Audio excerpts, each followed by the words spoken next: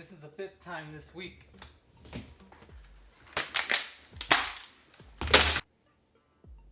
I need a new laptop. Yo, what's up? Hey man, sorry to bother you, but my laptop just went out. Yeah? How'd that happen?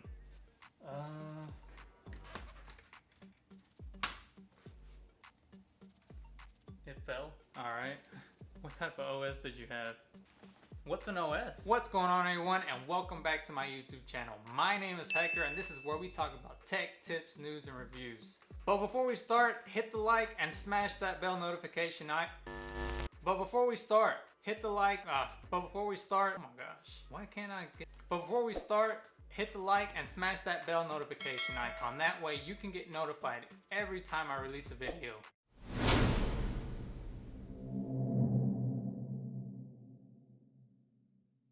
Have you ever wondered why Microsoft and Apple laptops look so different? Well, this is because of the OS. What does OS stand for, you might be asking? OS stands for operating system. An operating system is a software that controls the computer's basic functions, such as scheduling tasks, executing applications, and controlling peripherals. If you don't know peripherals, if you don't know what peripherals are, I think I got it right that time. All it basically is anything you plug in USB.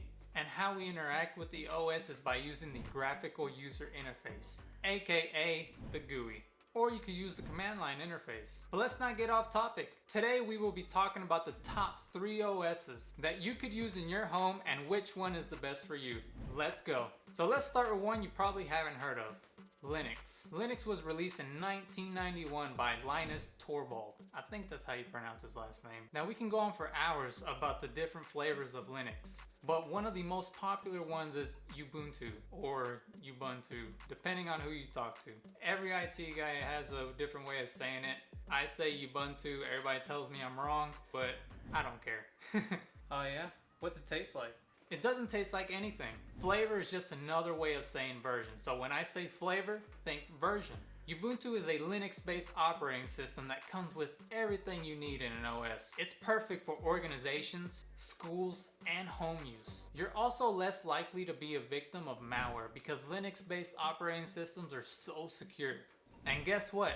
You guessed it, it's free. So if you got a warehouse full of PCs that are just outdated, all you need to do is go buy a new hard drive and download any Linux-based operating system for free. This also means that you can go into any tech store and buy a laptop without an operating system, and it can be $100 to $200 cheaper. The only downside that I've came across when it comes to Linux-based operating systems is compatibility. For example, if you create a Word document in Microsoft and then you try to open it in a Linux-based operating system, you probably won't be able to open it because they're not compatible. And also, there are certain software that are only available to Microsoft that are not available to Linux. So if your mom or grandma has a Microsoft computer at home and they got a certain app that they use every day, you probably won't be able to find it in a Linux-based operating system computer. But with Linux growing in popularity, this should all change very soon. If you can deal with these minor issues, then hey, maybe Ubuntu is for you. Just give it a shot. Yeah, but what about Apple? I was just about to get to it. Be patient. Next we have Mac OS, formerly known as Mac OS.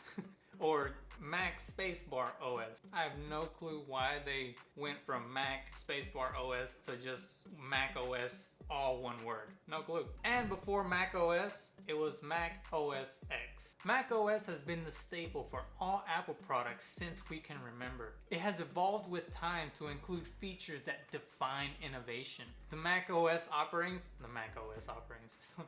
The Mac operating system is free with all Apple products. Mac's biggest accomplishment is how dynamic the look and design of how the interface appears. It is probably one of the best looking OSs to this date. The only thing is that whenever you buy your new MacBook, welcome to the Apple ecosystem. This means that all Apple products have the ability to communicate with one another. This means that if you have an iPad, an iMac, a MacBook, an iPhone, and even an iWatch, they have the ability to populate data across the whole platform. If you set a reminder or appointment on your iPhone, it'll pop up on your MacBook.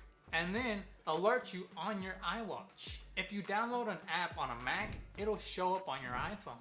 And all these amazing features are possible by simply getting an iCloud account. If this sounds like the OS for you, then stop by your local Apple store today. And lastly, probably one of the most used OSs to this date.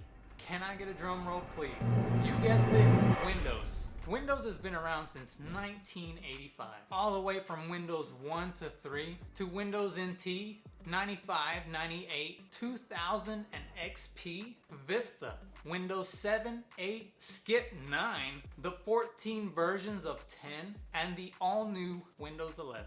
Yeah, they've gone through a lot of versions. This would be a good time for that other guy to be like 4 flavors. But they've stopped supporting anything older than Windows 7. You can still use it, but you won't get any updates. And if you call Microsoft and tell them that you have a Windows 7 issue, they'll probably tell you to take a hike and update to Windows 10 or newer. But I'm not trying to go into the history of Microsoft. That's a video I'm saving for another time. Let's move on.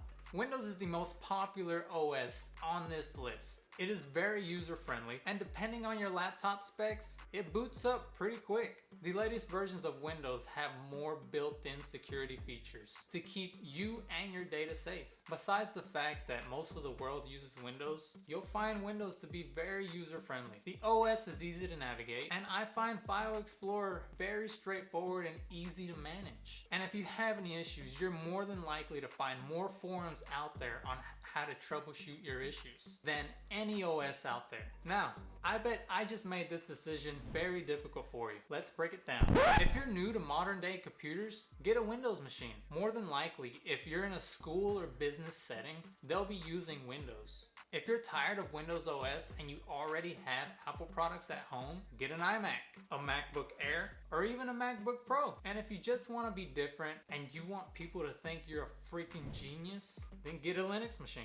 Don't really know why, but when you tell people that you have a Linux machine, they automatically think that you're a genius, or a nerd, or a geek. I have 2 Linux machines. Leave a comment and tell me what you think. You really can't go wrong with any of the 3 OSs on this list.